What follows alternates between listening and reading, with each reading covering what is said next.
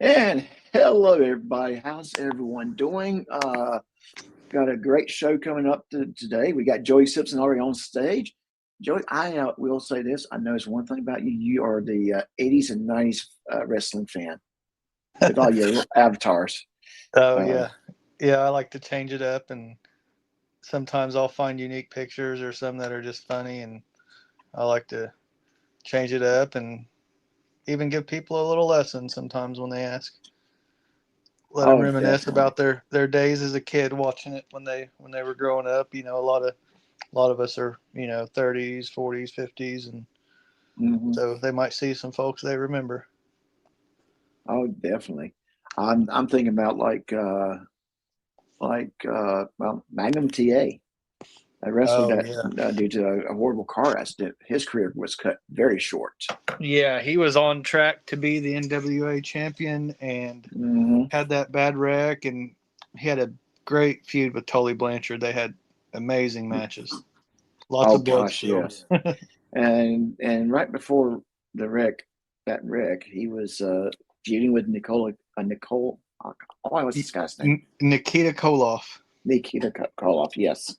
Yep, a guy With from the Minnesota. wreck, yeah, and right, and after the wreck, Nikita Koloff became a heel. I'm not a heel, but a baby face. Right. Yeah, they were able to use that real life wreck and put it into a storyline and turn Hmm. him babyface, and it was a big run for him, and unfortunately Yep. it was even cut short with him as his wife had gotten cancer and soon passed afterwards. So it could have been a longer run even for him, but real Right. life takes precedent. It does. It really does. We've mm, uh, number of times we see wrestlers where their careers end early because of either bad bad personal choices that they've made, Right. or just something horrible in their lives that came Right. them Yeah. down. And Uh, especially back then, where they were on the road 300 days a year, the grind mhm, got to them. A lot of them dealt with it through drugs and right. alcohol and other means. And yeah, so there were a lot of them that, suffered long term from it, dying young and, Hmm. having to Right. Yes. struggle. A lot of them are in their 60s and 70s and even, will go out and do the fan circuits and conventions, to keep afloat. So, Yeah. I will say this. Unfortunately, I mean, we do have. Uh, who is this? Who is this? And who is this? I'll get the pissed off tyrant. Who, me? I thought I'd make Joey comfortable with a different avatar. Yeah, I see thank that. you. Yeah, with Rowdy Roddy Piper. Rowdy Roddy Piper had to be the greatest of the heels in my Oh yeah. mind. Yes, he had to heel. He had the heel thing just right. And he lived it. And Oh I'll yeah. I'll tell you what, away from his character, I met him in 2015 before he got Uh, sick and passed. Amazing, wonderful human being, huge sweetheart, just very kind. that's what I've heard about him. He was one of those guys that was a really good guy, but he was a Hmm. heel. I heard the same about George the Animal Steel. And the bad thing about his character with wrestling, it was an animal basically. That was what he was doing. He was being an animal, Right. but he had a master's and he taught. He was a Hmm. teacher, Yeah. and it was uh, very very different things. Right. Uh, Very intelligent. very intelligent man, very very awesome individual in himself. Uh, Hmm. uh, some of the greater wrestlers. Sometimes I mean I think when we look at Randy Savage, I think he kind of did mix the wrestling and real world a little bit too much because he kind of got very jealous of the George the Animal Steel having crush on Miss Elizabeth thing that they're doing. It's kind of like, no, it's theater, man. It's melodrama.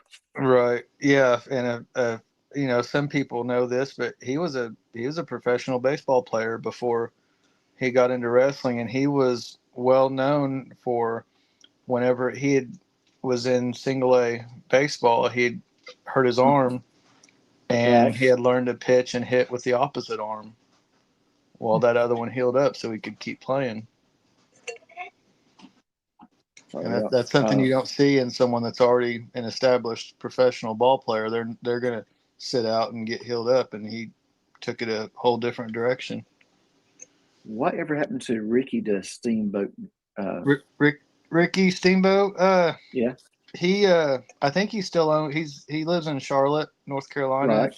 I think he still owns a gym there, but he comes out. You see him pop up on the fan conventions once in a while, but he pretty well, keeps to himself. He's made a random appearance on TV once in a while, but he's managed a good life for himself. And good evening, Miss Jordan Merrick. And let's see, MC Dilligaff is in here. People sneaking in, but Monana just kind of coming in. Karma's in the house. So hello, everyone. I hope everybody's having a good weekend. I know we have a game plan, but I'm sorry, wrestling, especially old school wrestling, is one of those topics I just love to talk about every now and then. It's a fun topic. Yeah, I didn't mean to hijack your show. No, you didn't hijack it. I just sort of said, hey, yeah. So tonight, if I do get super chats, I will fix me some moonshine, and I will drink it. And as always, 10% of that super chat goes to, goes to the TKA Ranch to help them keep things going over there. All right, so we'll keep this. We'll dive into the topic. Have you guys ever heard of the term energy vampires? I've heard it a few times. Not too familiar with the definition. Done some research and looking up, and yeah, there's definitely a lot of good examples of that. And even I think we're seeing some good examples on YouTube here lately. Oh yeah, yeah. I've seen What We Do in the Shadows, the show. So I'm and that's kind of where I kind of got the idea from. I'm binge watching that show currently. Oh yeah, I never watched an episode, and I'm like, they had to get it from somewhere, and that is an actual term that's used for real people. That basically your interaction with them drains you. Did you get to the episode where he's an online troll as well? Not yet. I'm in the middle of season 5 right now. Oh, you must have passed it then. Okay. I may have to do some rewatching. Yeah. Oh yeah, there's a lot of those out here. It's an energy vampire. They sit out here to bait us for our reactions and let us stew in our own discomfort. Yeah, and I would say out of that show, between all the vampires, I would say that he was the most powerful one. Yeah, but I did like me some Laszlo Cravensworth. Yeah. Well, Matt Berry, who played that character, was also in a show called The IT Crowd. I was about to say that he was. What was he, Mr. Renfield's son? Yeah. Father. Yeah, that was an awesome show too. And that's if you never saw IT Crowd, go watch the comedy of it. It's just beautiful. It's not all about computers. It's a very, very good show. And let me throw this presentation on screen. So this is so basically what we're talking about with the energy vampires. They can be emotionally draining. It's like they're sucking the energy out of you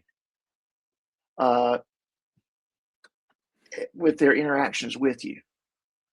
They cause that frustration. They cause the and a quick disclaimer: energy vampire is a popular metaphor, not a medical diagnosis. Tonight we are discussing behavior, not labeling individuals. All right, just had to say that. All right, why is an energy vampire? Leaves others emotionally exhausted. Pattern of behavior over time may be intentional or unconscious. So I think we have came across that here in the past few weeks in the YouTube world. Just kind of couple certain channels are we'll just go into samples. And Muckster, you probably know some people that might fit these categories, right? I know you're going to talk about online people, but I actually worked with one. Okay. Yeah. Oh, it's not just online people. Yeah, I mean, there's one I work with that's kind of emotionally draining me, and you have to realize most of my coworkers I don't have a personal interaction with. They are work from home too. So these folks are they complain. It's all kinds of things. It's all kinds of things. We'll just get started. All right. So some common warning signs include constant negativity, victim mentality, needs constant attention, creates drama, and ignores boundaries. So Should we all say a name? Should we all say a name on three? I'm thinking three names right off the top of my head, but yeah. Yeah, let's just go ahead and say a name on three. 1, 2, 3. Todd. Yeah. Wow. Yeah. Y'all ever seen that old movie, Mom and Dad Saved the World? I think I remember it. It's an old like 80s movie where it's like they straight up get pulled out of Earth with a giant magnet from another planet, and it's ruled by idiots. And the smartest idiot, or like the idiot that's taken power, is named Todd. We all know a Todd. We are Todd. He might get along there. Yeah. Planet full of idiots. It's kind of like it's kind of like that story I wrote back in 2019. The reason why the guy that took Charles to the casino for the first time was named Todd was because that was something that I thought Todd would do.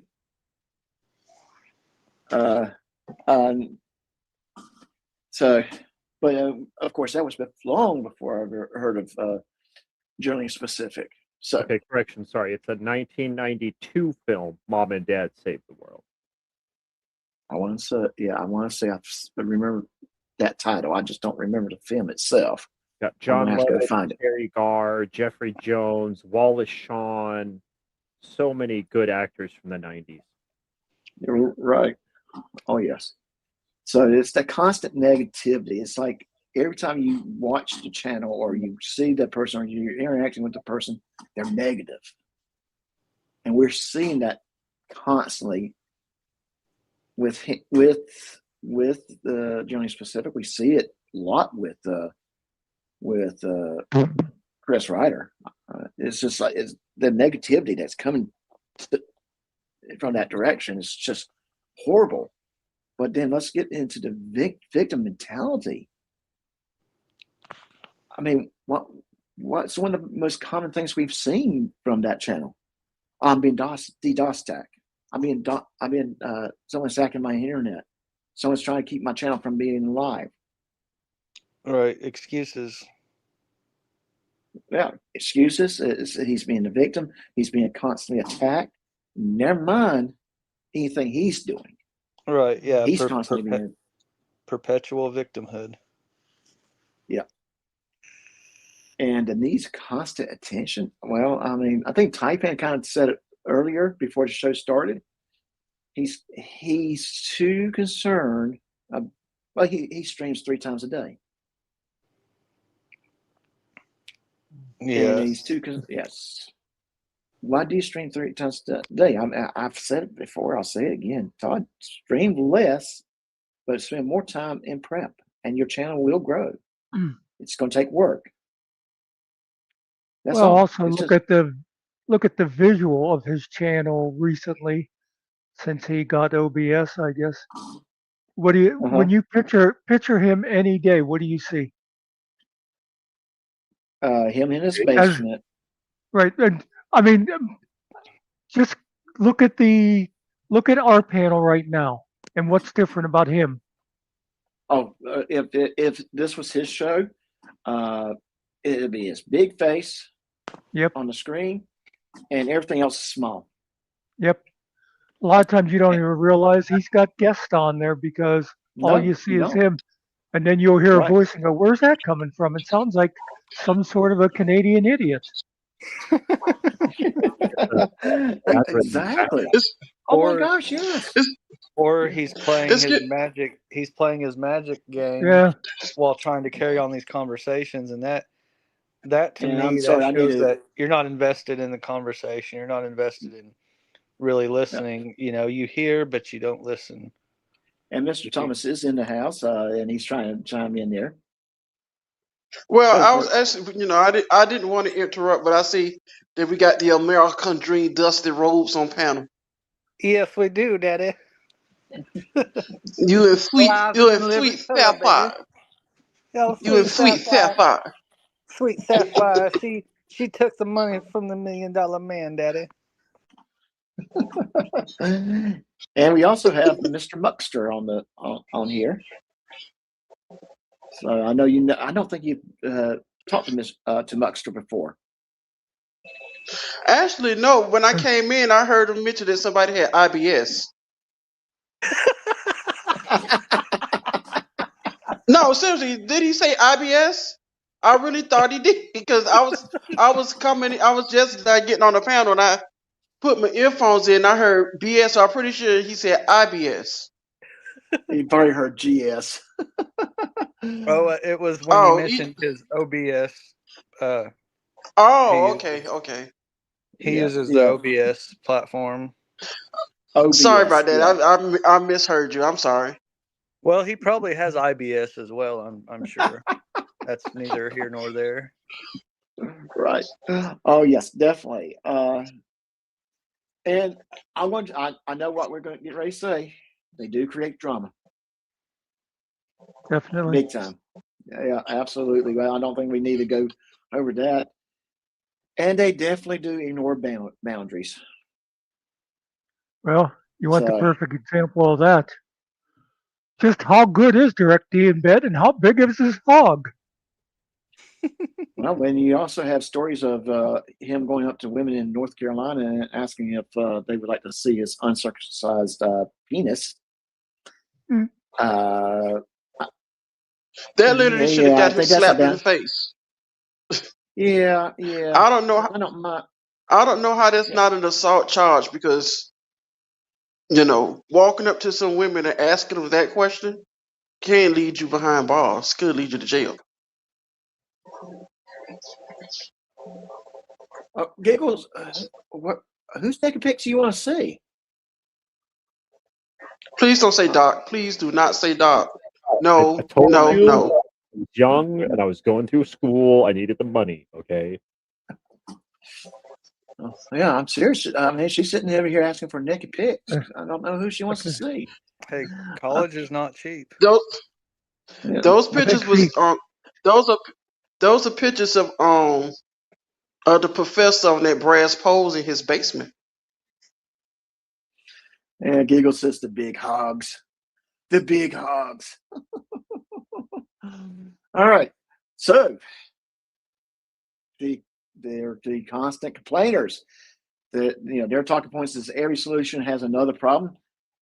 It's constantly the yeah, but, and can wear down friends and coworkers. You have to have friends and coworkers.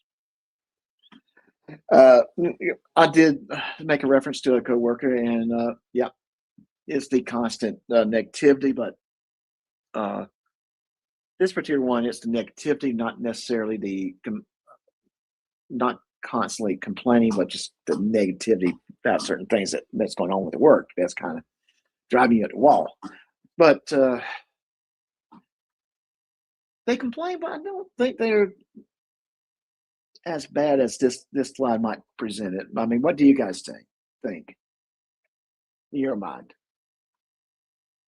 Well, there's definitely those people around that you say, "How you doing, Bob?" And it's like, "Oh, well, my back's acting up again this morning," and it Yeah, just never. It's always something wrong. And I'm not going to mention some names in the internet, but I think we all know some that never have anything happy to talk about. yeah. You know what? And I don't want to put my problems out there when it comes to that kind of stuff. Uh, man, let me do this. I need to change my banner. I didn't realize my banner what was uh Doc, you're slacking. Come on, man. yeah, I know. I'll do this one. There we go. I hate working with amateurs. So yeah, a lot of times they'll talk and complain, what's going wrong and all the bad stuff, and it's to draw that sympathy and from other people, and so they can empathize with them and just coddle them and get draw that sort of attention. I think. They're Yeah, attention whores. I think that is a good way to describe it. Uh, they are seeking attention from people. They are looking for attention. The eternal victim. Nothing is ever their fault. Yeah. I don't even want to go to beyond that right, because that is a big statement. Nothing is never here. Nothing is ever their fault.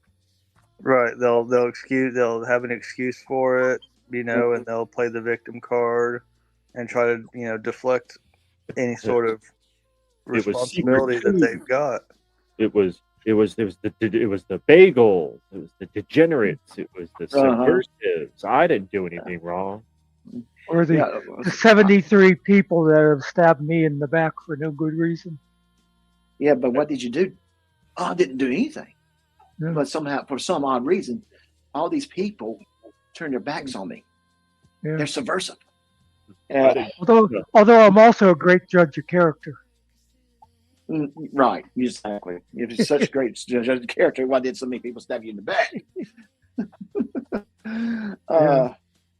And I will say to this day, I did not stab him in his back because I never consider him to be. I never consider myself to be in his corner. No, Doc don't stab you in the back. He stab you in the front. And then he goes to the back. From the back?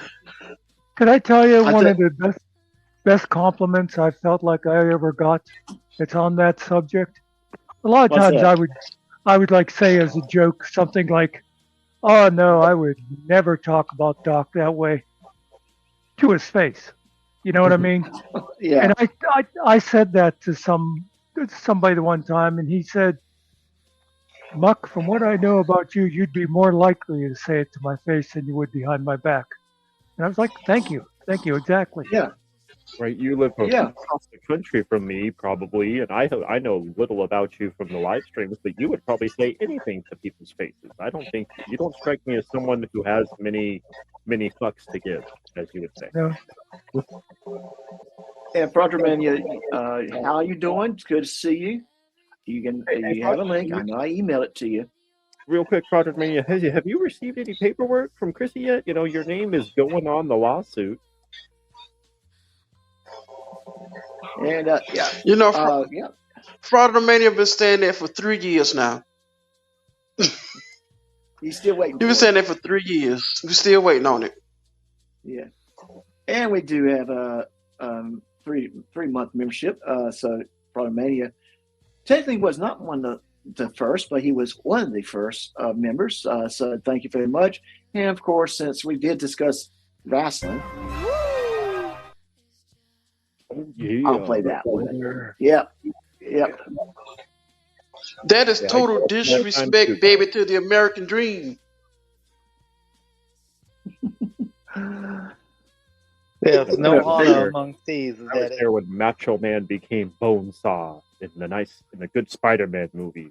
Bonesaw is ready. I love that movie. If you ever get a chance, check out an interview that Chris Van Vliet did with it was Will Sasso and Dan Sauter.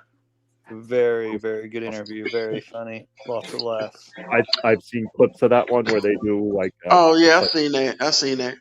Famous people quotes with Macho Man, or no, was it with Andre Hansen or something? They do Andre and Macho. Tell you, it's the best. Yeah. Let me tell you guys who is my favorite heel. Andy Kaufman. Andy Kaufman. Ooh, he played it to a T. He was, yes. And you know what's funny is he actually approached Vince McMahon Sr. back in 1981 about making appearances and doing his shtick up with the WWF, and Vince turned him down. And wow, he made Memphis famous back in '83 when he showed up there, for sure. He sure did. He sure did. He put wrestling into the mainstream when he did that. That was one of those. And if you're not aware of the Andy Kaufman angle in that wrestling, he created a title and automatically awarded it to himself called the Intergender Championship belt. And basically, he would want to wrestle women. I think they touched on the Jim Carrey movie, didn't they? Yes, they did. It was. I mean, it was a joke. At the same time, he really wanted to do wrestling and be a heel, and that was how he became the heel. I mean, the man was brilliant back. I mean, with this comedy, he was so good at his character that whenever he took the pile drivers from Jerry Lawler, when he was in the ring selling, he told Jerry, "Get an ambulance." And Jerry said, "That's going to cost money, And being his territory, money matters." He said, "I don't care. I'll foot the bill. Get an ambulance. It's going to work." And by God, it did. Oh yeah. And what's funny also is he never cashed a single check from his appearance. No, he didn't. Nope. Oh yeah. He did it for fun. Yeah, he loved it, and being an actor, that just made him even better of an actor, being able to do that, because it's one take, you're in front of a live crowd. And, I mean, that just shows the level that he was at. He was that good. Yeah. Oh, but let's get back to our topic at hand. I'm sorry, we get sidetracked. We need to do another wrestling episode here shortly, I think. Yeah, you're gonna have to do a wrestling show, Doc. I think so. I used to wrestle Greco-Roman in high school. Okay, now what you did on your personal time while in high school is none of my business. I don't want to go there. I don't kink shame. Yeah, skin tight out there. When you wrestle good, the coach gives you that slap on the butt. No, that was not cool. I think this one, I'm just going to let you guys comment on this on the second bullet point. Accountability is rare. Yeah, they insist on it for others, but when it comes to them on themselves, I'm transparent. I shouldn't need to share that. I shouldn't need to share that. I mean, I think the thing what did Ryder and Bryant talk about doing on Wednesday? They're talking about going to the Kentucky's AG so they can file complaints against people. Which I'm kind of going to be like, what complaints are you going to bring? Right. Be careful with that. You might bring evidence against yourselves. With the cost of gas, what money are they doing this with? I'm sorry. What's that? Can I ask a question about him that's kind of off topic? Is he still going to court? Who? Which one? Chris Ryder. Yeah, that's still going on. I think about next court date, and correct me if I'm wrong, guys. July 23rd. I think so. Because this case seems like it's been going on for 3-4 years now. Yeah, it seems like it's been going on for a long time. And at some point, the judge going to have to rule on this. I think the judge is on the verge of that. I think this next court date is going to be a very, very interesting court date for a lot of different reasons. And I don't want to speculate publicly yet, but I do think we're going to probably see something that that might make some people happy. Well, talk about the accountability thing. I watched part of Stone Vet today, and he was showing them talking. And Ryder dances around the stuff that he was actually convicted for. Right. He was convicted for it, but he's still trying to dance around, trying to say it didn't really happen that way. I'm sorry. I don't care if you pled to get out of other trouble. If you pled guilty, you're guilty. Take accountability. So Ryder did talk about trying to file a lawsuit against Stone Vet for. I think he was making the comments about the Georgette holding a gun to her head and holding the child as hostage, which is actually in a police report. So that may not as planned for him. And here's the thing too, as someone that's been through the system myself and done nothing that horrible, but I've been a bad boy. But when you go and you guilty plea, you sit there and they go through bullet points and items that happen with that incident to basically support the guilty plea. You know, the things that you do, and you admit to those. And for him to give that guilty plea, you've got to admit to the court in open court that you did this, you did that, you know, and so on and so forth. So for to make excuses like that, that's and to basically kind of deny your accountability is a complete contradiction. So right. You're right. Yeah. So, and here's the thing to keep in mind with this type of stuff. It's not only that Ryder, that Stone Vet made a comment, but Stone Vet had to knowingly make the false comment. And right now, there's a lot of stuff out there that says that's not a false comment. So that's not going to go anywhere. That's probably him flexing a little bit, if you will. I mean, let him give the state some more money. That's fine. And I think, oh gosh, this third point hits the nail on the head too. Every big setback has a villain. Yep. I mean, let's see who here on this panel is a villain, according to Jimmy specifically. I'm a villain. Professor Chaos, you had not got there yet, but we'll help you on that one. I don't think Joey's there yet. Right. Well, in the past, he's where I've commented in chat. I think I was a pinko commie one time. That's been a year ago, back whenever. Actually, longer than that. Back when he first kind of broke away from Chris and kind of turned heel against Chris and it's the whole charade. That's an old insult. He would make those sort of comments, but nothing real serious.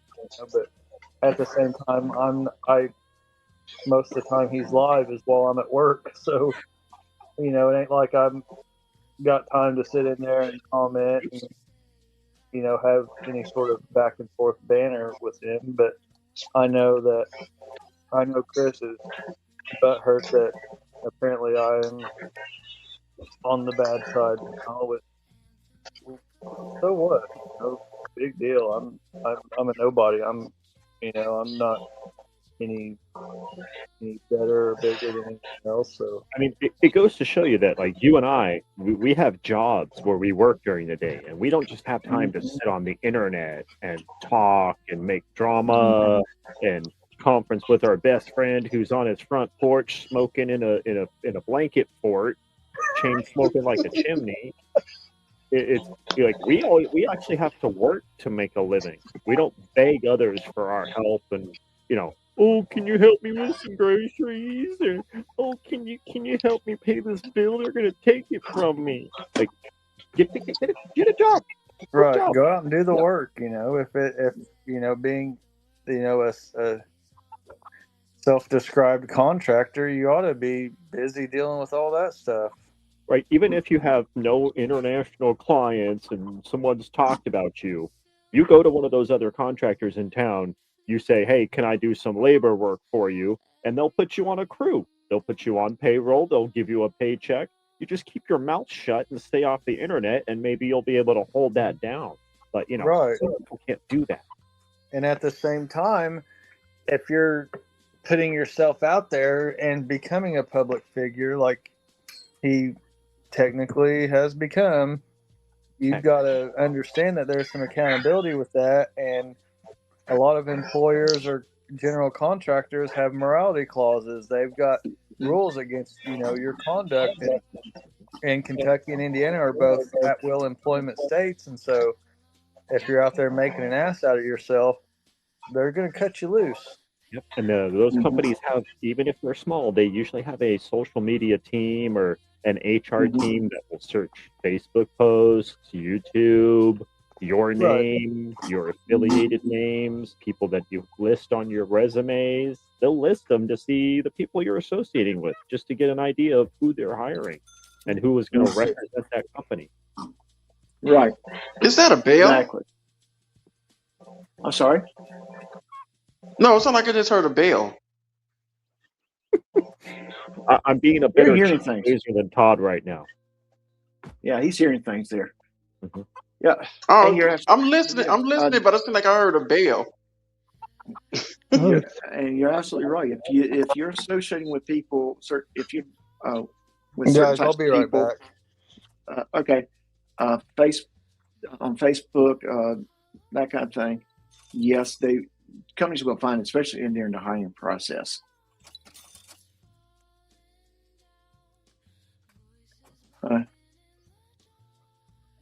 See, Duval says for PS and audit them are 100% alike. They want the spotlight, but they are so thin-skinned they can't handle it at once. Yeah, exactly. Yeah. And once there's criticism, that they can't stand it. They don't like it. I love this most recent string of what was it? Private person's arrest. Oh man, that's hilarious. Okay, so the next part of the I was going to say, Chris and Todd are the perfect examples of can dish it and can't take it. Mm-hmm. You gotta laugh we've at seen yourself before you can laugh at anybody else. When you're sitting there and first thing you're saying is that they're trying to cut my show off, take my show down, although there's belief that they've done that to other channels, and they're actively probably doing it to other channels now. You think that's the reason for all of the comedy shows gone? I would not be surprised that someone had a hand in doing something to make that show go away, that channel go away. We are aware of another channel that went away too, and there were people that bragged about getting it taken down. I had a video taken down the other day that was 2 months old. You can't tell me all of a sudden the AI found it. That's somebody going back through my shit to try to cause me trouble. GJM, do you want to just come up and try to change topic here? We're pointing out how your buddy acts. Very, very polite conversation. But you're going to come in here and want to talk about charges that someone has not yet gone to court with, who's probably not who's still waiting for his first court date. Just asking. All right. Yeah, good point, Duval. Good point. All right, next. So the attention seeking. needs validation.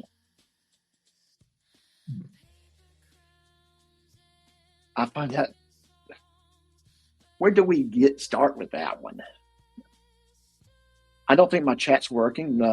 Someone say something in chat. I don't think it's working. I think that's a good example of that one. And dominates conversation. Okay, yeah, he does not dominate Ryder. the conversation. That's Ryder. Yeah, he dominates the conversation. Unless you get him riled up, that's when he definitely tries to dominate them. No, he's too busy playing Magic the Gathering.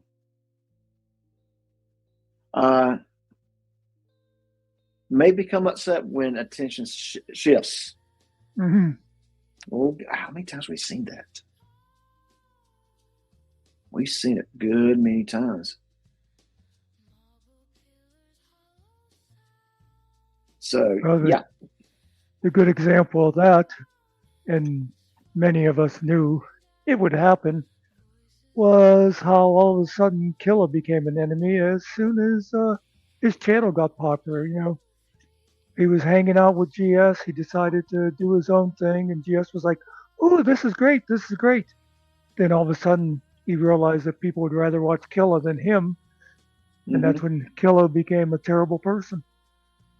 Yeah. That is so true. It was when he saw that Killa was getting traction. I noticed one thing. When I started getting traction, that's when he kind of started saying things about me. Yeah. So.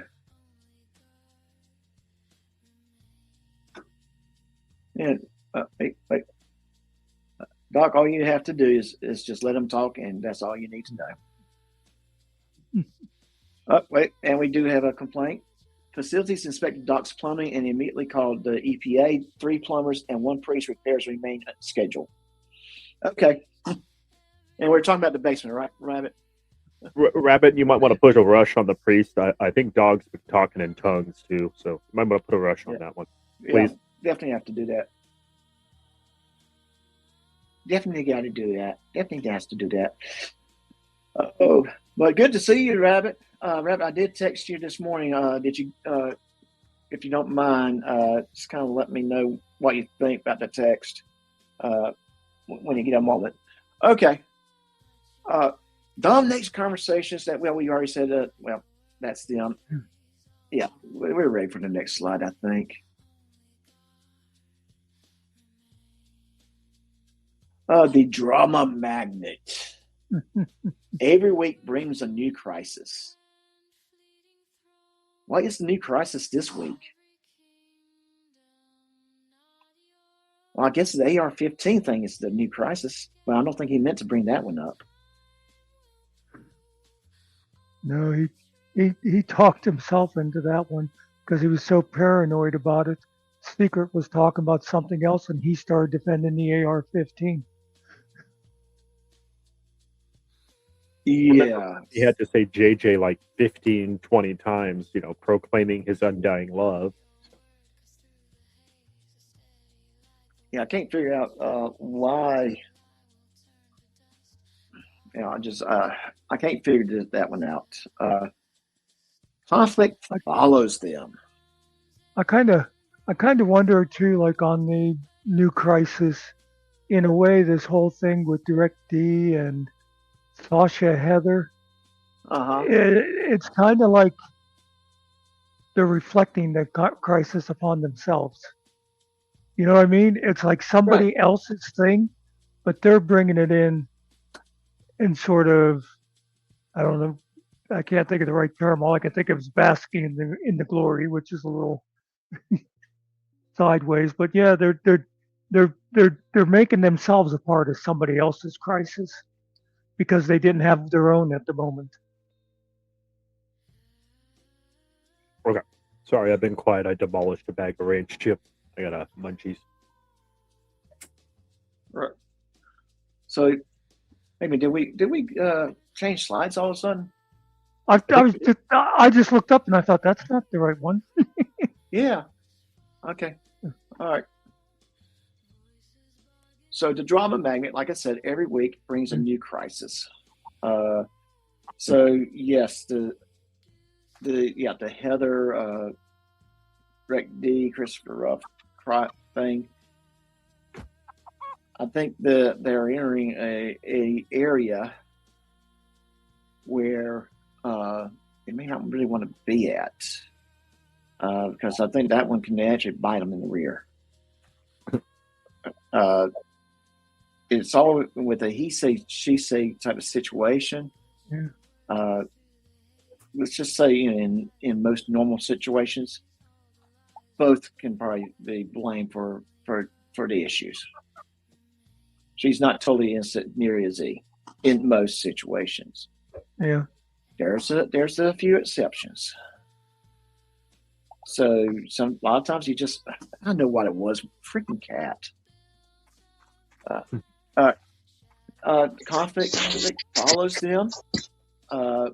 Yeah, I mean, let's just put past 6 months for GS. I would say that is true. Conflict has been following them, or they're bringing the conflict, or he's bringing the conflict to himself. Yeah. But then Ryder, could argue for the past 5 years, or 4 years, he's been bringing the conflict to himself. Mm-hmm. All he had to do was get on YouTube. If you missed it, then maybe you need to Google it. All he had to do was stop posting his personal crap on YouTube. Yeah. Yeah. Well, that's the thing. Construction stuff, maybe display his handyman work and his craftsmanship, keeping his face out of it. Then no one would have bugged him. Yep. He could have continued on his merry little life. People have been telling him for years now that he brings it all on himself by running his mouth. Mm-hmm. Yeah. And peace can seem uncomfortable. I think sometimes when you're in that, people are actually in that peaceful mind, they just don't know how to act, and they have to bring the conflict back to them somehow. 100%. Well, with Todd, he is so paranoid that if things get peaceful, he assumes it's because people are plotting. True, Mugster. He'll call everyone a subversive. He'll start monitoring his chat's actual activity. He'll go to other people's streams, and if he sees one of his chatters in there, he'll blow up. He'll say something to you like, "Hey, yo, what are you doing here? Good to see you." And then his next stream is like 10 minutes later, like, "I need to talk about someone betraying me. Like, y'all can fuck off. Like, I hate you. If you don't support me, you could just stay out of my chat." And it'll just like rage quit like 10 minutes later and start playing more Magic. It's like, what the heck, Todd? Yep. I'll tell you an example of that was a ways back. Might have been the first time I talked to her, Angel Gamer. She was up on my panel. Mm-hmm. And it was me and her and I think a couple of other people having a conversation. We're talking about somebody. I don't remember who. It might have been Ryder, it might have been somebody else, but it definitely wasn't Todd. Right. And Todd came into my chat and he just heard like Angel say something like, "Yeah, that person can't be trusted," or whatever. Todd, being Todd, automatically figures everybody's always talking about him. And this is after Angel had been on his panel and they'd had nice conversations and he bought some of her jewelry. All of a sudden, she became a duplicitous whore. Yeah, they were playing video games together, and then all of a sudden she's a duplicitous coos. And yeah, because she was over there talking to that fucking Muckster. Muckster, you're the source of all evil. Yeah, we figured it out. I try. I do my best. I think being able to talk to different people, being able to communicate with people is a good thing. It's a good thing. Oh, you commie. Oh, the critic. Rarely compliments. Have you guys ever seen him compliment anybody? I can't safely say I have one way or another. No, Doc. He gives compliments all the time. He compliments Chris's shoes. He compliments Chris's law knowledge. He compliments Chris's decor. He compliments Chris's point of view. He compliments all the time. Yeah. Okay. I, All right. I, Yeah. I always see his compliments and his prayers as disingenuous. Hmm. It's all performative. Yeah, I do. I would agree with that. That day when when it was announced that Angel was in the hospital, Oh my God, yes. what was the first thing he said? It wasn't nice. It was actually No, commenting about her being against him, and then she got yeah. what she deserved. Yep, God Careful with that. was punished. God was punishing her for what he said, Yeah, what she said about Todd. Yeah, and then talk turns about a around fucking and ego. prays. Yeah, and turns Yeah, around and prays about it. And I'm sitting there going, "This is kind of why I've said numerous times that he's a hypocrite. A right. hypocrite wouldn't say do one thing and then turn around and pray. They would just pray and move on. A normal person would just pray and move on. Yep. Or say, I hope she's feeling better. Because at the end of the day, we don't want the bad things. We don't want the worst things for people. Well, you know, an example, I can tell you a good one, of what other people are like, and it's with Finkel. I have heard so many people say things like they're they're not happy with Finkel, they can't stand Finkel, and whatever, but they'll say, "But yeah, I sure hope that he's not back on the bottle. I'd hate to see that happen." That's a What I good. mean? That is a good. Yeah, that's a good example. That's a very good example. Because you don't Or, want the bad for a person. At yeah, the end of it all, you really want the person to be better.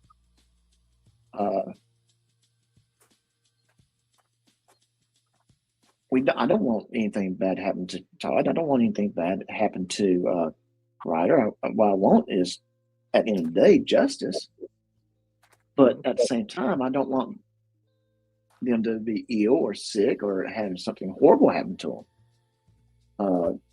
I want them, and then with them getting justice, hopefully learning from their mistakes yeah. See, and you're a become better better person people. than I.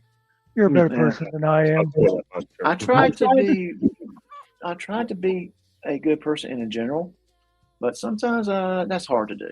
I'm going to admit that. Sometimes that's very hard to do.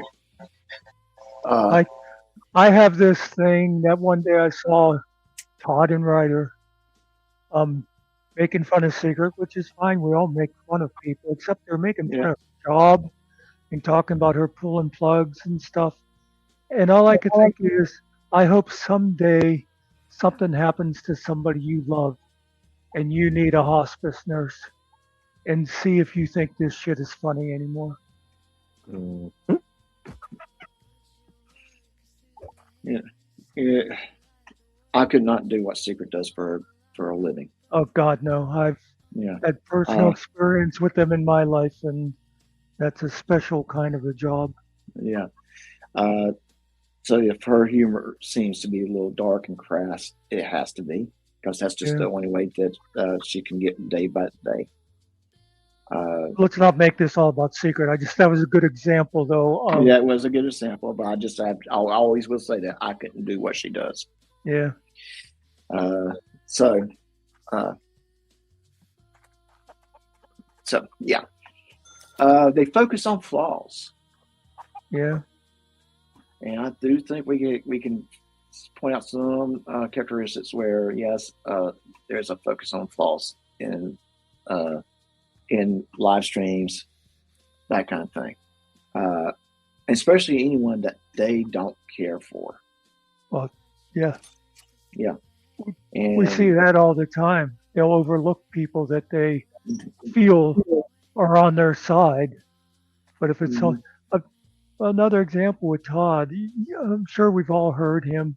If somebody stumbles over words and Todd starts going, I bet, yeah, he'll make fun of him. But he does it all the time. And if somebody would do that to him, he'd freak out. Oh, yeah. Put some respect on my channel. You show some respect. And keep scores of mistakes.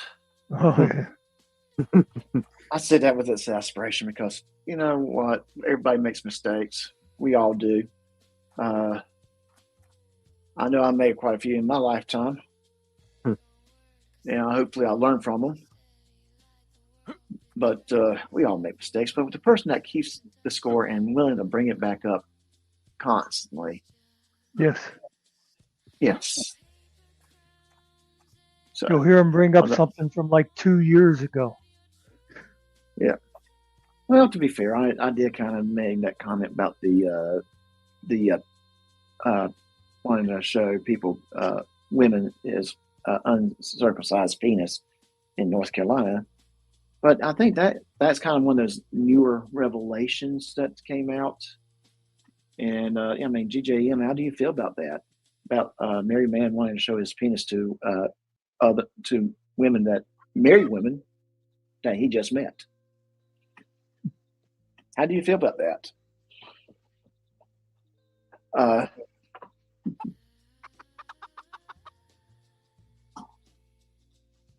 Southern City, so you don't have to hang out, brother.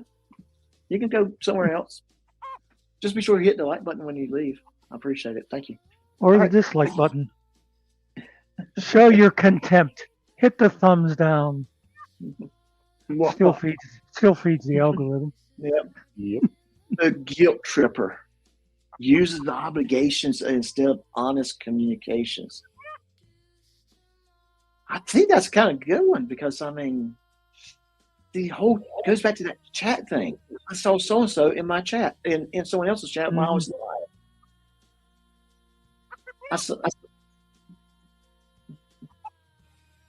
I hear some chickens. I know. I've been hearing them too. Okay. Yeah. I mean, all right. So, but yeah, obligation. You're obligated to be here because you're a mod, or you're a fan, or you're a supporter, or you're a member. And I'm I constantly say no. The best thing to do is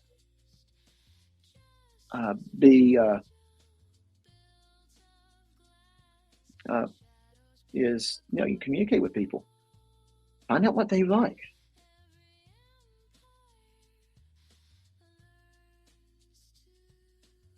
Oh my gosh. The chat's going crazy. I think a couple people are rallying them up. Hey guys, if you want to go away, just ignore them. After all, I've done for you. Oh God, how many times we've heard that? Yeah. Your channel. Oh shit. I've done this for you. Look at how many channels he's got going for people and stuff. Oh yeah, I'm the one who got them all their subs. I'm the one who did this for them. I'm the one. Yeah. Yeah. Does the chose them over me fall into that category too?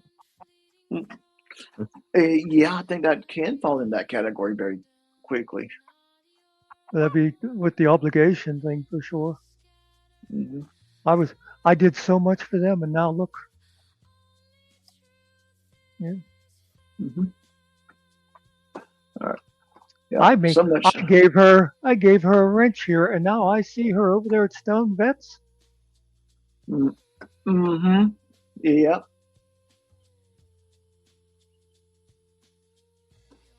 Duval kind of hit that one right on the head. JJ chose Ruff over me. Yeah. Yep. I don't think JJ really felt like he had to make a choice. No, Todd's the one that doesn't like to share his toys.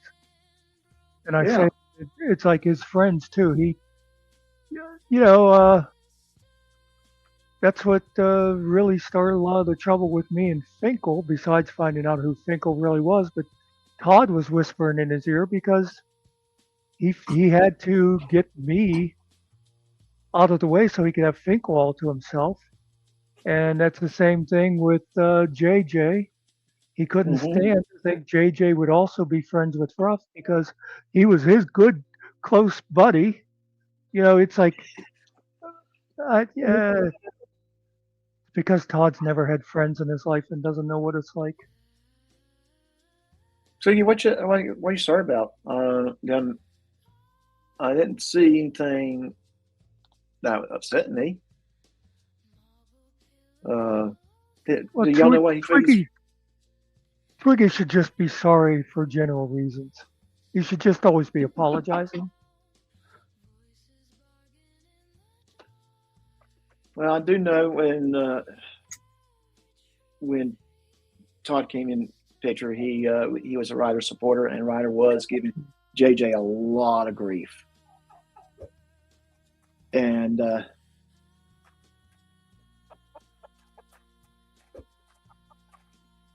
I understand, Twiggy. I understand. Sometimes the best thing to do is just ignore them. I'll make a little sly remark and keep going. I try not to let my impatience come through. I'm not successful with that all the time. Probably failed more times than not.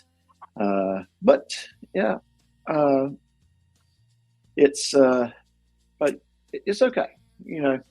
I'm just saying sometimes the best way to handle people that's trying to start a fight is not to respond to them.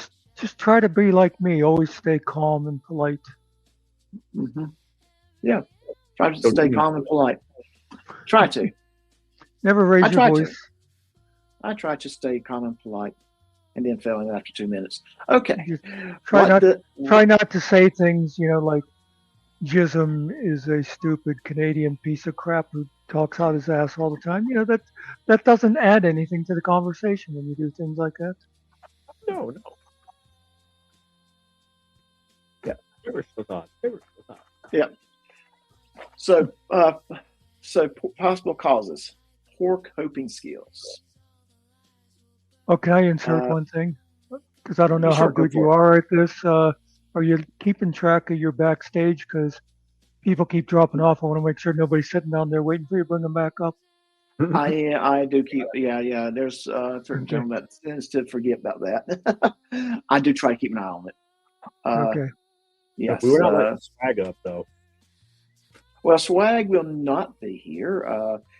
Apparently, he going to see AC/DC and getting all thunderstruck, and while he's back in black, is more important than me. So I don't know. He chose.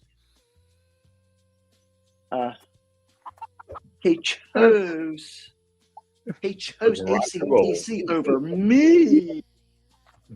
If there's anything Swag needs, it's a big adrenaline rush. No, I didn't see the question. This is a question to Muckster. Why do you think Finkel has given GS so much money? That's like Finkel was always weird about money. I don't know what the cycle. I think we've talked about this. When I say we, I'm talking about the people that supposedly were his friends before. I think in a way it replaces the booze. He gets a rush from doing it. Finkel has this strange sort of backwards thing with money. Most people, I won't say most people, but a lot of people, like if I gave you $1,000, right? Then I will hold it over your head. And I'm not talking about me personally, but right. The way a lot of people act, I'd hold that over your head, right? And I'd feel like you owed me something. Finkel has this strange thing that if he gave you $1,000, he feels like he owes you. It's like you did him a favor by taking his money. And that's what GS is very happy to take his money. So Finkel gets this little endorphin rush or whatever it is by giving it to him. Mm-hmm. You don't know how many times I used to tell Finkel not to give me money. You know how if you're just talking to a friend and you go, oh crap, utilities are due, right? You're just talking. Right. You say that to Finkel, he goes, do you need money? And I was constantly saying, no, I don't want your money. He found somebody who doesn't say no to him, and it's some guy, I am not a psychiatrist, so I don't know what it goes to, but like I said, I think part of it is it replaces the booze. Again, he loses the point. We're not saying he's not allowed. We're saying we're sorry you understand us. No, Tell no, me this. definitely Tell not me saying. this, Chisholm. I'm saying he's going to do so, and quite frankly, how do I get a Finkel? Tell me this, Chisholm. Tell me this. If Finkel is just wanting to support Todd, and he wants to give him $500, why not Cash App? Why does it have to be publicly on YouTube so everybody can say, "Oh, look, there's Finkel giving Todd $500," except that Finkel's not giving Todd $500 because he's given 150 of it to YouTube. If he Right. really wanted to just support Todd and the channel, wouldn't he do it so that Todd gets most of the money? No, he needs it to be seen. Yeah, and I think GJ, you missed the total point. It's not Yeah. the him giving the money or anything like that. It's probably more of is there addiction involved with that? Is it? I mean, I hope he doesn't hurt himself by doing that though. I mean, that kind of amount of money he's giving them. I mean, if he's got the funds and and that's how he wants to spend it, hey, more power to him. Mm-hmm. I'm just hoping that he's not missing things. I get a kick out of. I need money back. I get a kick out of Todd going, "Oh, I've asked him not." You don't have to do that. You don't. Yeah, you could always turn it down, Todd.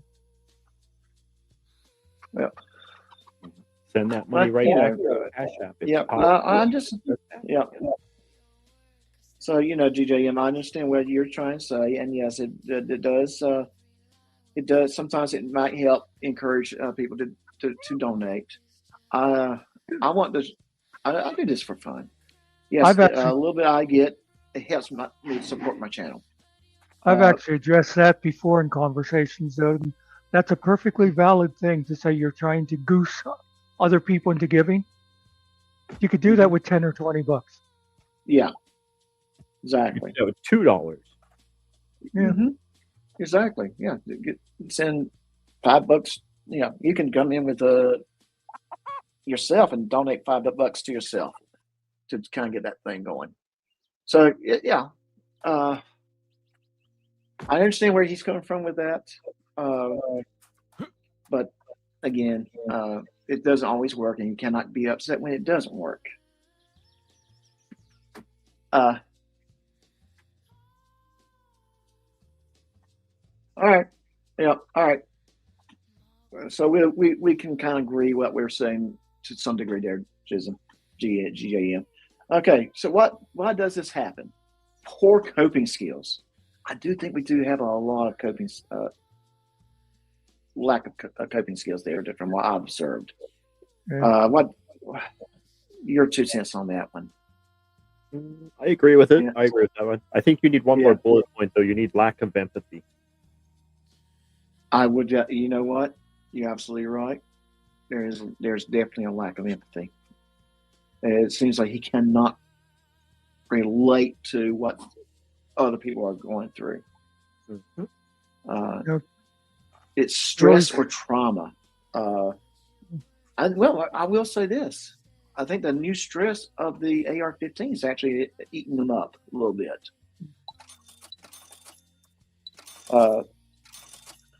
I think that's kind of eating them up because that could actually be more significant than anything else. Basically, it says he had access to another weapon and he didn't turn it in or let him about it. It's really kind of a constant thing with him, though, too. Again, paranoia. He's always got stress because everybody's always out to get him. Right. Yes, and that would also paranoia would probably fall underneath insecurity. Oh, insecurity is a big one with him. Yeah. Yeah. Very big, very big. And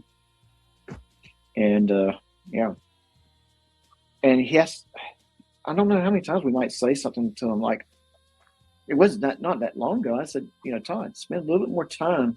And I said it on this platform. I'll say it here again. Spend more time doing things behind the scenes, getting your show ready, and less time actually live streaming. If that's a criticism, I will stand behind that. in my mind, if I'm planning a 2-hour show, I need to spend 4 hours minimum to prep for it. And he doesn't. Things. I think the reason he's on constantly is because he needs the hours to make money off of them. He's feeding the algorithm with time because he's not getting, the views and stuff that he needs. Where, like you say, if he would prepare a good 3-hour, 4-hour show, then he would be getting the views and the donations for that one show a day. So he doesn't need to. Oh, shut up, GJM. You people over there speculate all the fucking time. You're absolutely right on that one. But GJM, let me ask you this. If the weapon is owned by someone else, where is it? Who has it? If he does not have the weapon, who has it? Is it in the owner's hands? Or is it someone with someone else? And if it's with someone else, did the owner know that it was going to go to someone else and said it was okay for it to go to someone else? Anyway, what were we actually talking about? Yeah. I just want to put that up there because, I don't know if he does or it doesn't have it. We know that it was handed to him. And he didn't, and to my understanding, he borrowed it and has yet he had borrowed it. And did you GJM? Did you see any paperwork that would say that? Okay. He borrowed a weapon and he did not return it. And did he let the owner of the weapon know where it was going? Well, but to bring it back to insecurity, it obviously was on his mind because, like I said, Secret was talking about something else, and Todd went on to that. And I'll give you another example of the same kind of thinking with Todd, with the insecurity, was the infamous Fort Knox discussion when Chris F. went up there that first time. And Chris wanted to ask him about something else, and he said, "So Todd, we're both veterans. Let me ask you something." Now, all Chris was doing was trying to relate to him as a fellow veteran. Todd took that as an attack on his veteran status, and that's when he went off on that whole thing about his DD 214, and you want to say that, he just, because it's an insecurity thing. People have attacked him about his veteran status. If he would just have from the very beginning said, "Yeah, I served. I never actually went into combat, but I served," nobody would ever bother him. But he tells all those stories about it. So now he thinks people if they just bring up the army, it's going to be an attack instead of listening to what people are actually saying. Insecurity, folks, insecurity. Right. Anxiety, the next bullet point, we've seen anxiety, but I don't think we've seen depression or anxiety and depression very well. Yeah, that I'm not. I'm going to tell you, a lot of times if a person is depressed, they can hide their depression. Yeah. But just saying. And Roadrunner, Mrs. Roadrunner's here. So, hey, Mrs. Roadrunner, meet. So, I'm not sure what the learned behaviors is referring to. Mm-hmm. Yeah, learned behaviors. I don't know. That one I don't know how that one might fit with it.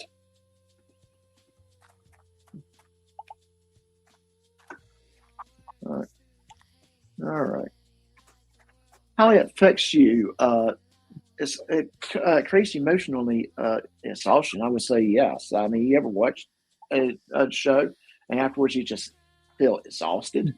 Not because you've been up all day, but because just it's emotionally draining without how they present themselves.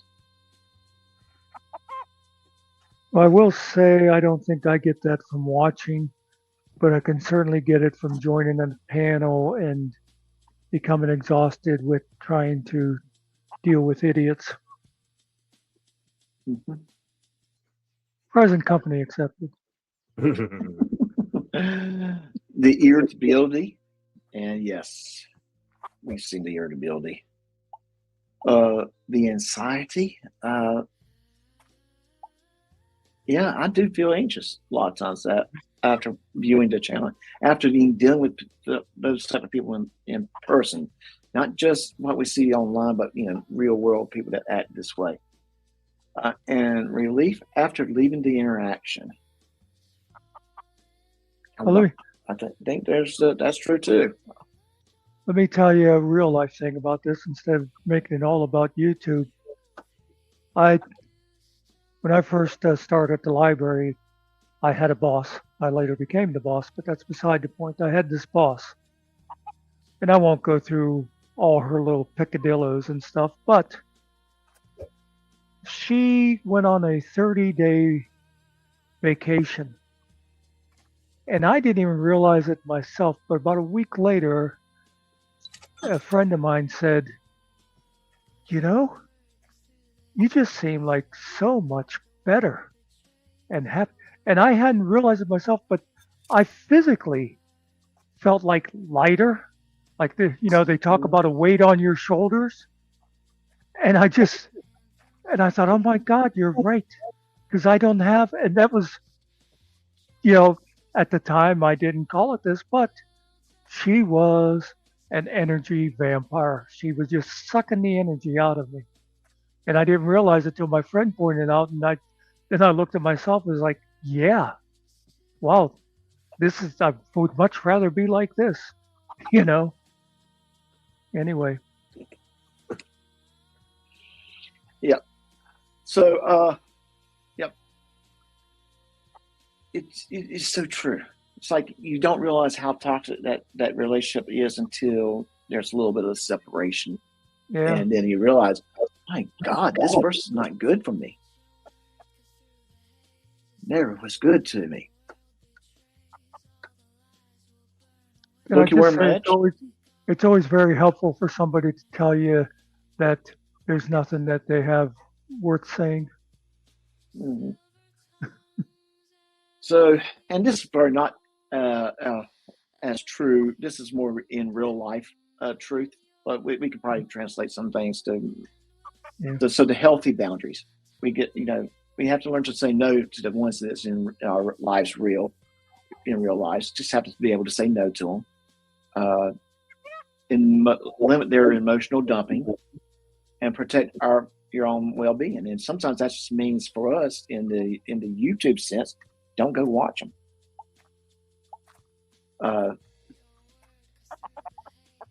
That's okay, type in. But in the real world, I mean, these are good. Sometimes you just have to deal with certain people, and if you know that they are negative folks, let's limit the. Yeah, you got to limit their accessibility to you, and know when to walk away. And I just realized I lied about something. I said I don't get the energy drain from just watching, but sometimes I do, and it's because of anger. Mm-hmm. Like when I see, and again, we keep coming back to the same people because the perfect example of all this. But stuff I'll see them saying about other people, and especially things that some of them are not allowed to talk about anymore. Yeah, I got drained just from watching them say stupid shit and making up stories and all that. Yeah. Right. Yeah.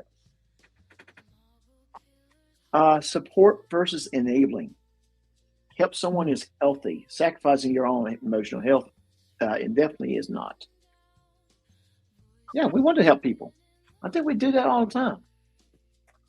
As a rule, we want to help. But we also at the same time have to take care of ourselves. Yeah.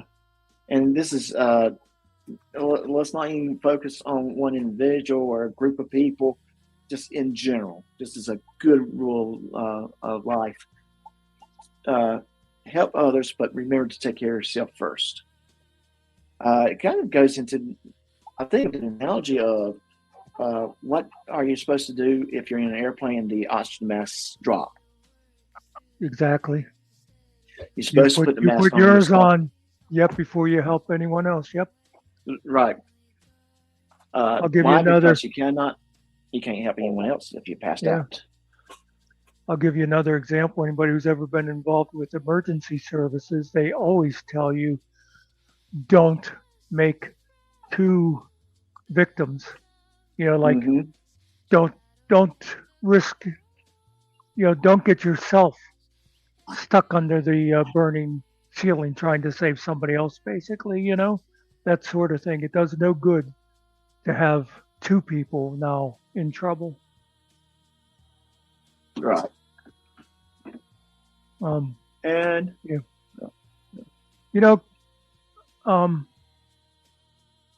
Well, the next one's coming up. We've been talking about all, but I was thinking of something else, like along those lines too. Of sometimes you realize people don't want help.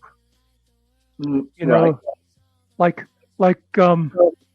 you'd say to me, "Oh man, I'm trying to just think of some stupid thing," but it's like, "Oh my car keeps stalling out at the stop sign," and I say, "Well, have you had somebody look at it?" And it's like, "Oh no, well, it's just I don't have the," you know what I mean? People who always have an excuse for why they can't fix their problems, and that's when you realize all they want to do is be an attention whore, a drama whore. They don't really want things fixed. They want to always have the thing to complain about. All right, so we kind of sort of been talking about question one, but the question two, do you believe people can change? I like to think so. I think if a person can learn to recognize their flaws and really honestly want to change, make themselves better, yes, I think so too. But it's all on them. It's not anyone else. No one else can make them do it. No. I was just talking to someone else about this the other day, and I feel I am a different person than I was 20, 30, 40, 170 years ago. I think you should always be striving to better yourself. And GJ, I think that might be a question you may want to ask the founder and not anyone else here, since that is a question of the founder, for the founder. Thank you. All right. I'm sorry about that. But yeah, I think we both will agree. People can change, but at the end of the day, it has to be them. It cannot be anyone else. You can help them to get there, but they have to want to be there. And have you ever recognized these behaviors in yourself? Yeah, I think so. I think I see going through it. I see myself in some of these. How about you, Buxter? What do you think? Well, I kind of feel imperfect as is. Yep. No, that's what I was just saying. I think you should always be self-reflective and look for things like that and try to improve it. And the people we were talking about, they're no good at that. They are not at all self-aware. And Professor Chaos, I know you kind of been minding the chat and keeping things together for me, and I do appreciate the work. But what's your 2 cents on that? Yeah, we can kind of see flaws in ourselves pretty much. You got to see those in yourself before you can see them in others as well. Right. You got to. It's the understanding that we're not perfect. By no means. And I think it's a great thing to be able to honestly sit down and think about things about yourself. It's a fun little, not fun, but self-reflective. I'll give you. I'm going to tell you an exercise I used to do, and I got away from it, but I probably need to get back to it. And it was a writing exercise, but you would sit down and write like 2 pages of, like in the morning, very first thing, you sit down on a desk, hand write 2 pages of whatever it hit your mind. And you don't reread it, you don't really look at it. It's just kind of was a means to do a mental dump and that kind of thing. And maybe a couple months later, you might go back and follow it. But it became a way of doing a self-reflection of yourself. It was a good little therapeutic thing to do. If you're not thinking about what you're writing, you're just writing. Yeah. Just whatever topic came to your mind. And Stream of consciousness. Stream of consciousness. Yes. Yeah. And it was a very, very good exercise. I need to get back to it. I've got out of it. I'm going to have to. I need to just kind of make that a promise to myself to start doing that. Go get me a couple notebooks, and start doing that kind of task. And speaking of notebooks, why don't I do my shameless plug at this time? And let me do this. Take this off stage. It's time for the shameless plug, guys. It's time for the shameless plug. So yes, I can purchase you can get a journal, Terry's Keeping Up with My YouTube Lives notebook, hardbound, 1444. If you want to have and it's all help you keep your lies that you say on YouTube straight. So when people challenge it, you know what you said too much prior. But if you don't want that, we do have. Look, check this out. The very first iBooger News item, and I have to get back to that magnet. That's 5x5 that you can just throw it on your vehicle and show that you're keeping an eye on the weird stuff. So yes, we are watching GAM, and it goes. Come on, click on that. Right there on the back of your truck or car. So, but let's say you don't want the iBooger News, you got the Drinks with Doc, Shut Up Swag magnet, and you also have Drinks with Doc Shut Up Swag. It's just some new mouse pads. So it's just new items that's out there for your purchase. Again, the store URL is doclanumerch.printify.me. Let me put that in the chat. Feel free to go in there and take a look. And I do need to get back into my iBooger News. I kind of got out of it for a couple of weeks because someone told me I need to do some things to make it better, and I'm trying to make it better. I did take what Mr. Muckster told me to heart. So maybe not do it as every day, but try maybe reduce it down to 2 times a week.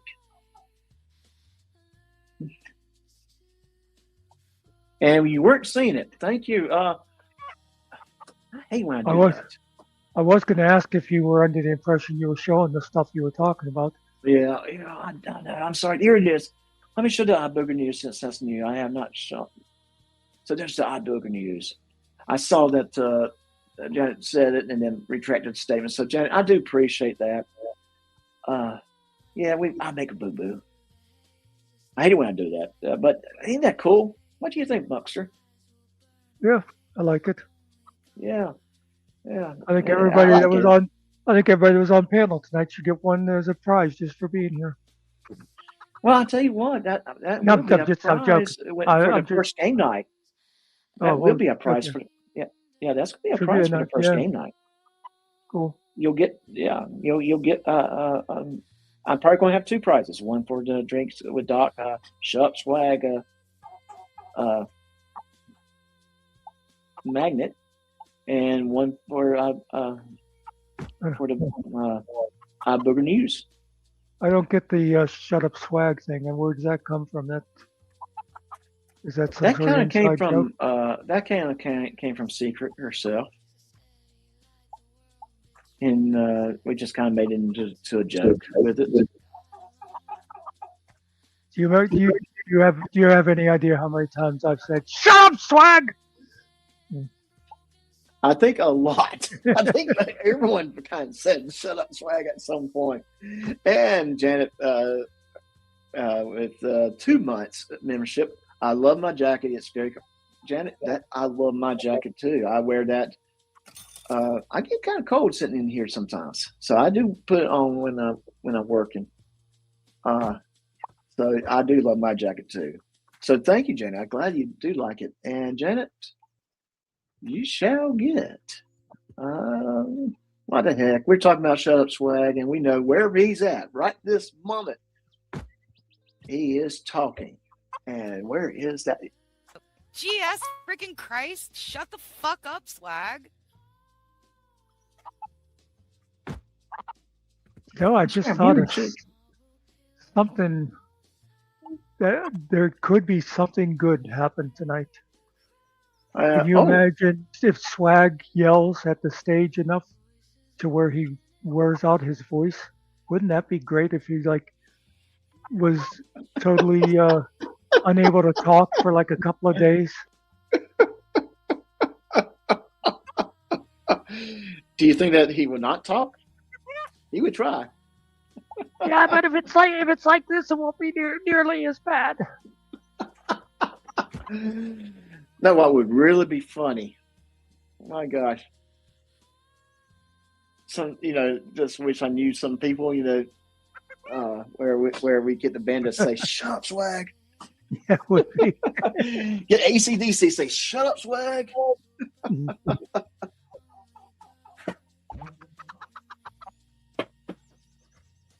Well, I don't know what tweet he's talking about, but if I get a little super chat, we might get the yay. I'm just saying. I think a lot of people like Swag. I'm not going to speak for Muckster, but I do think at least 2 out of 3 panelists do like Swag. I like him. He annoys me, but I like him.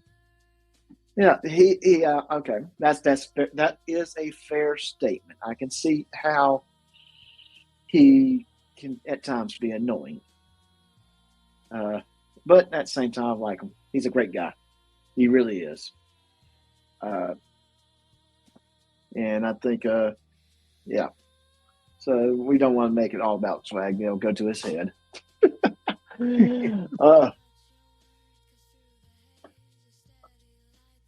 Let's see what we got going on here.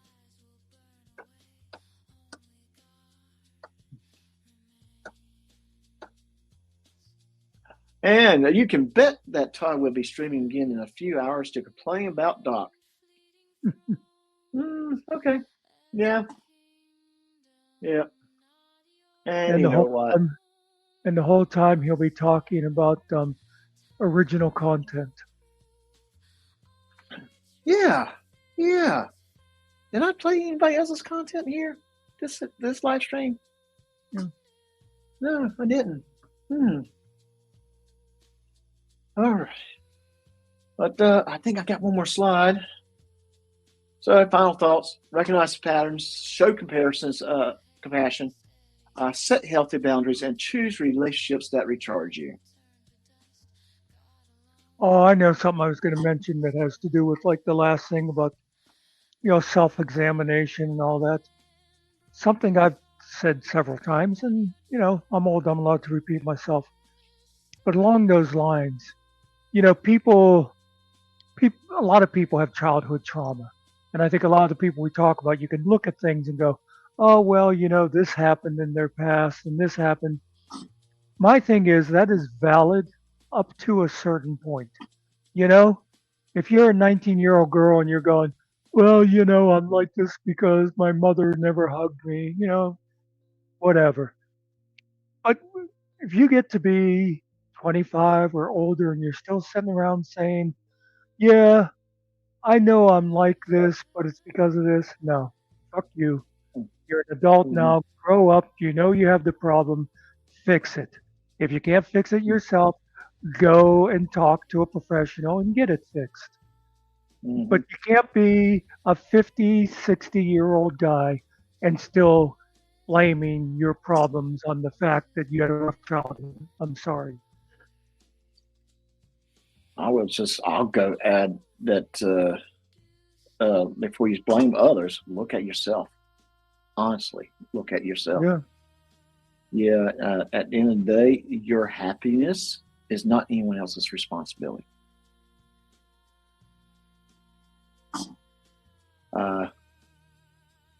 Cookie worm, banana daiquiri, Cabana time. Okay, cool.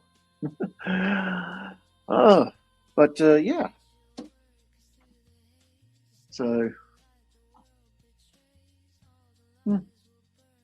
I'm sure that we will have some, like Taipan said, he'll probably start live tonight and probably complain about me.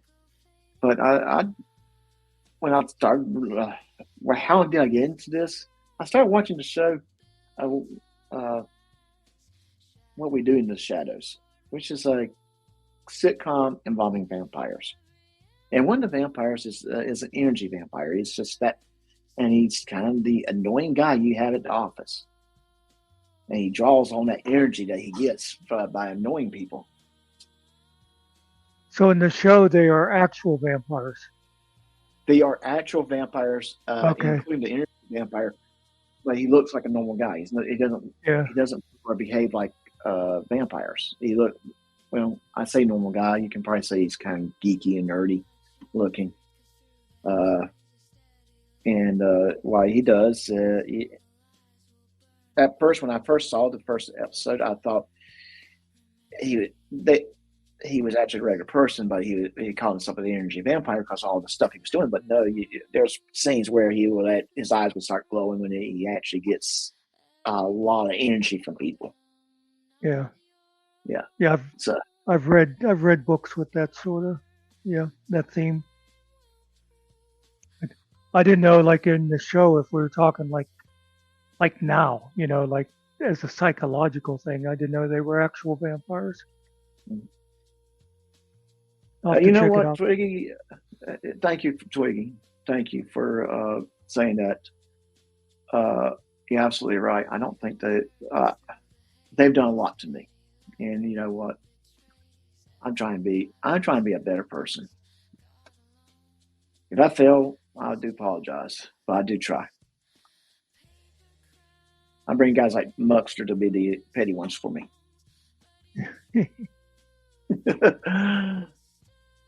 Well, that along those lines of them attacking you, it just shows how petty they are, because I think of the various people that I see in this, corner of YouTube with these people that we all know.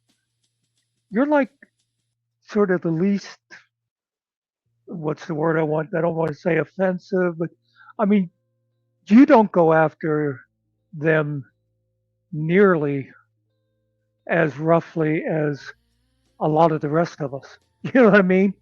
The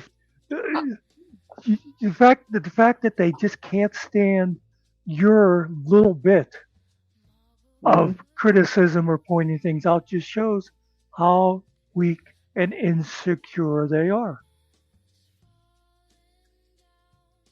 I would agree with that. I would agree that 100% with you on that.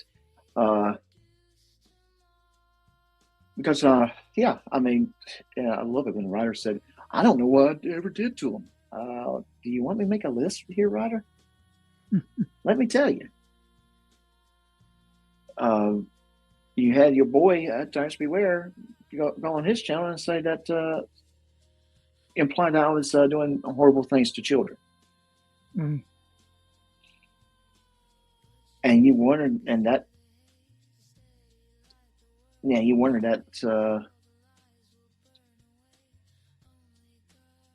that's not a big thing. That's a big thing to me. It was a horrible thing. I agree. It's the worst thing you can accuse somebody of.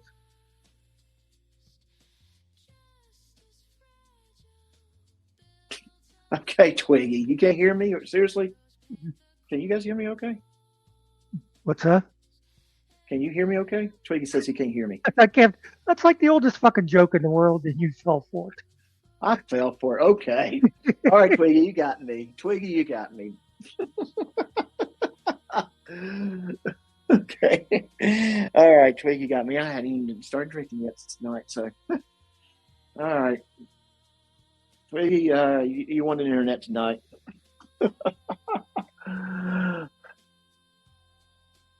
Fraud Mania Colonel, you got the link, or are you still doing what you were doing?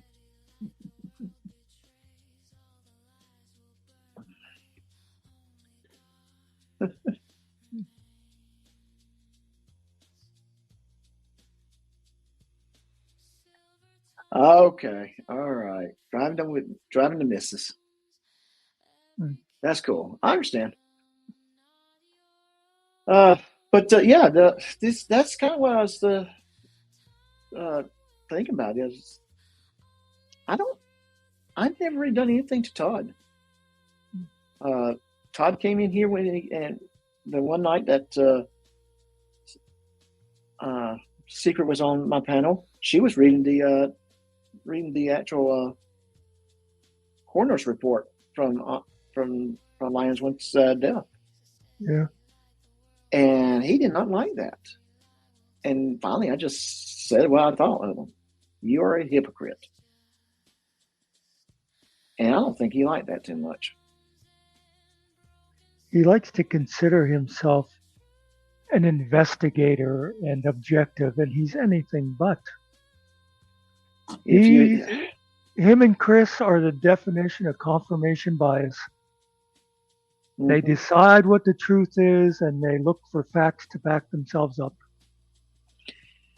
And that is, yeah. In the Lucky Worm, you're absolutely right. We had one episode where Billy was coming up on my panel and Rats was going to be here. And it was announced, like most of my shows, I announced it on Friday morning, including the fact that Billy was going to be there.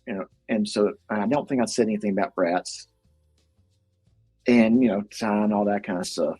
Apparently on Friday, so he had told people that he was going to take the weekend off. He was going to not go live. He was not going to do this. He was not going to do that. He was going to spend time with the wife.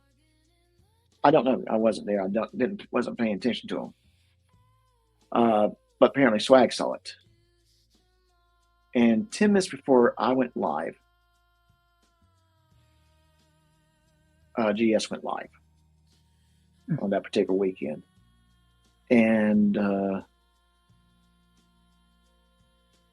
Swag was mad about it. He was like, "Oh, he's doing it on purpose. He's doing it on purpose."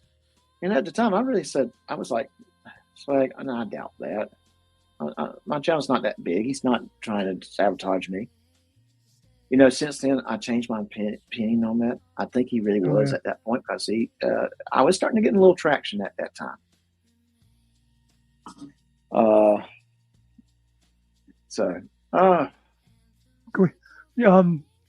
Before this becomes all about Todd and anything like that, just to sort of wrap up the whole energy vampire thing.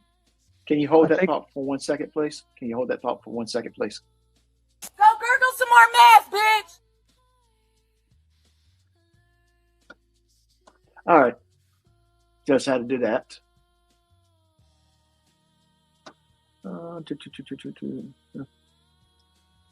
Sorry about that. I just needed to do something real quick. Okay.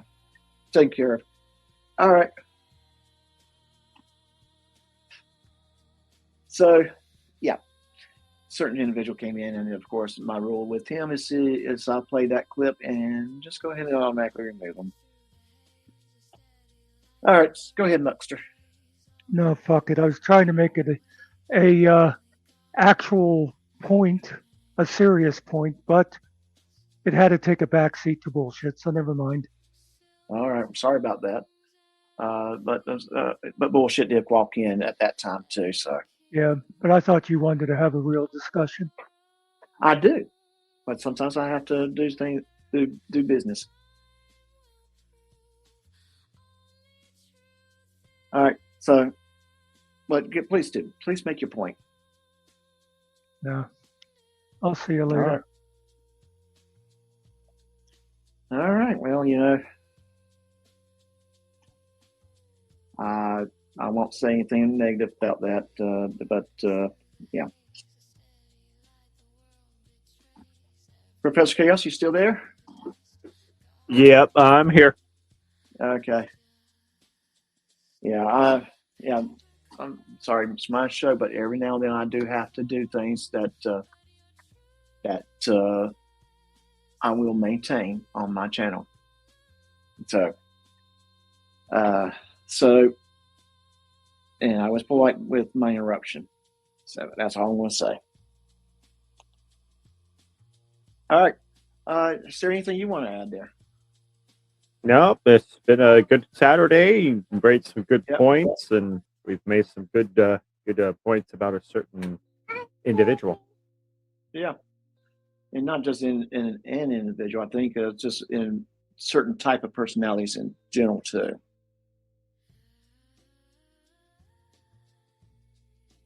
So, yeah. That being said, guys, I really don't have anything more. I'm trying to see if Kelly's going live tonight. And if so, I was going to try to keep this going. I did honestly expect Swag to be here and all kinds of chaos erupted, but yeah, he forgot about the AC/DC concert and didn't tell me until later this afternoon, which is okay. Live life, right? Have fun. Is there anyone else that's live right now? Let me see. See where can I send you guys to?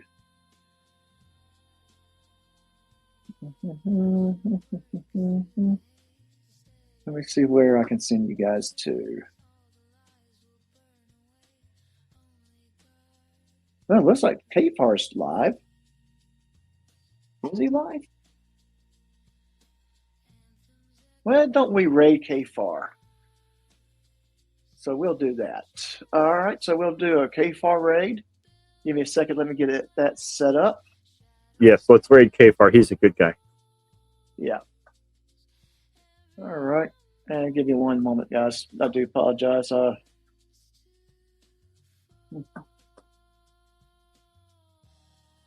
They don't make this super easy to do. I mean, it's easy, but it's not super easy. Dang it, mouse. Seems like when I'm trying to do this, it wants to give me fits.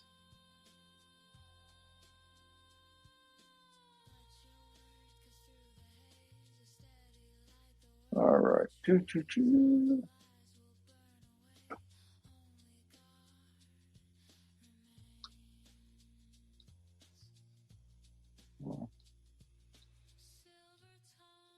Man, I don't have enough. Oh, you got to do that on the content itself. Dang it. Sorry about this.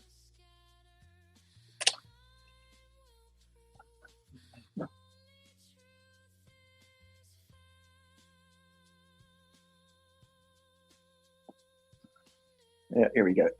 Add that redirect.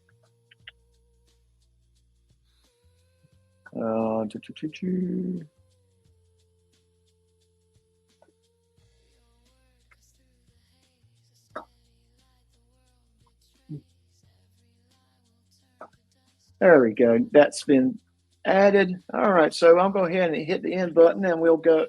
Everyone's going to go over there to say hi to K-Bar when you get there. I probably will be joining in a few minutes. Everyone, have a good night. Until next time, take care of yourself. We probably will be doing a wrestling episode here Monday or Thursday night. So until next time, everybody, take care of yourself.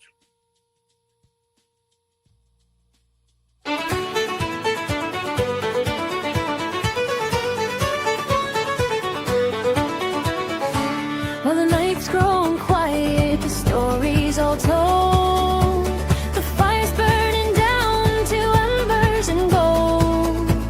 Your glass is near empty, your laughter still rings from the jokes and the truth and the wild little things. We sang for the fighters, we laughed at the fools.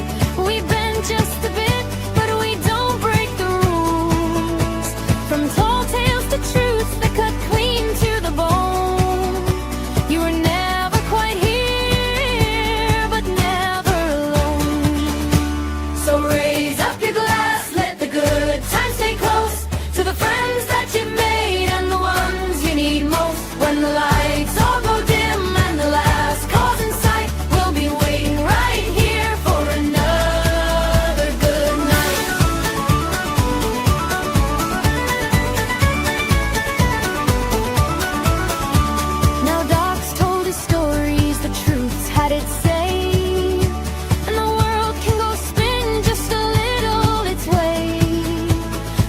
madness to meaning, from chaos to cheer.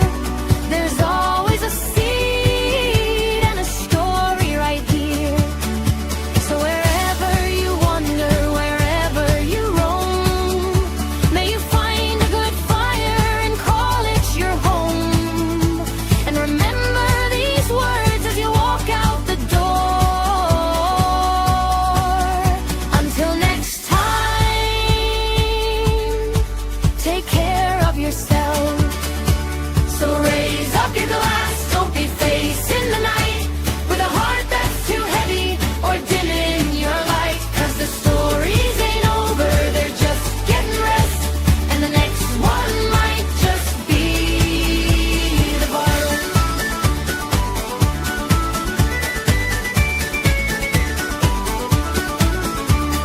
Off with you now! Don't be strangers! We'll keep the fire warm!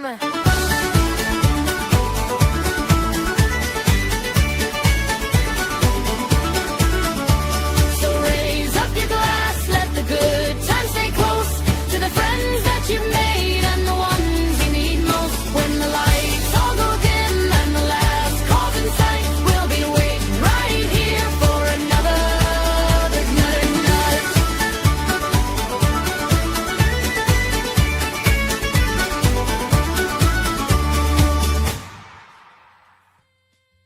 Big gulps, huh? All right. Well, see you later.